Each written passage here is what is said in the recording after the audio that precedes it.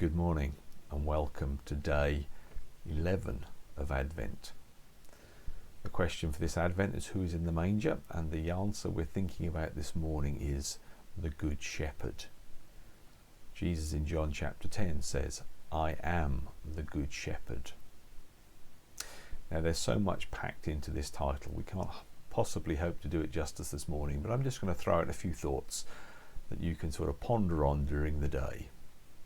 Shepherds looked after sheep. And if what I've been reading this week is true, sheep need looking after. According to the literature, sheep are not among the most intelligent and resilient of animals. My parents were out for a walk a few weeks ago, and their attention was drawn by somebody else to a sheep laying in a field. This particular sheep was laying on its back with all four legs in the air. When they rang a vet, they were told that it might just need standing up. Apparently, sometimes sheep struggle with this. Now, I'm not sure what happened to that particular animal, but it would seem that sheep really do need looking after.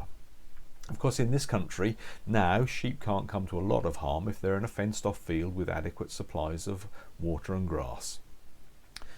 But centuries ago, in open country where food was scarce and predators were on the prowl, sheep did need looking after. And it was the shepherd's job to find them food and water and then lead them to it. The shepherd would spot illnesses and injury and treat them. The shepherd would see when they were tired and would give them a chance to rest. The shepherd would notice when a sheep was missing and would go off and find it. The shepherd would identify threats from wild animals and situations and would protect the sheep whilst perhaps risking physical harm himself. In short, the life and well-being of the sheep was protected and provided for by the shepherd. Now in Old Testament Israel, God tasked the leaders of his people, the kings, with being shepherds to his people.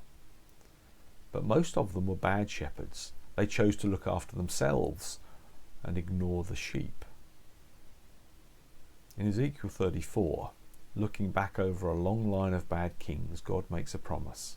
He says in verse 23, "I will place over them one shepherd, my servant David, and he will tend them. He will tend them and be their shepherd."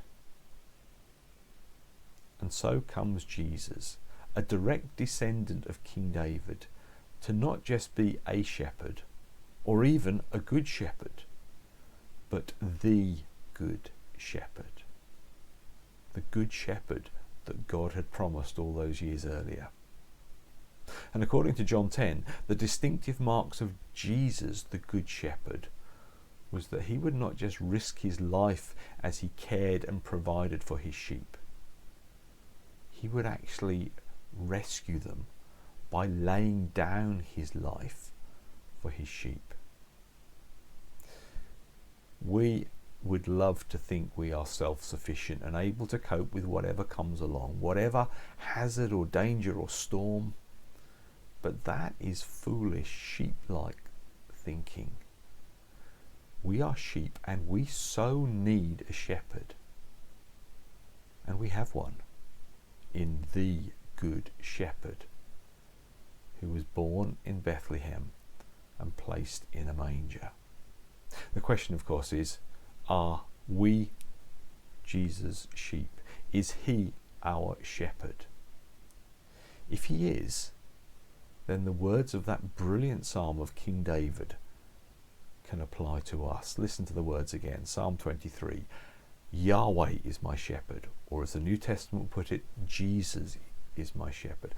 I lack nothing. He makes me lie down in green pastures. He leads me beside quiet waters. He refreshes my soul.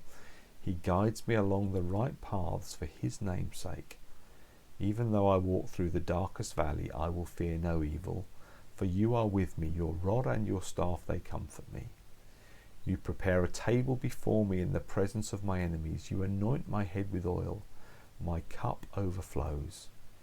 Surely your goodness and love will follow me all the days of my life, and I will dwell in the house of the Lord forever.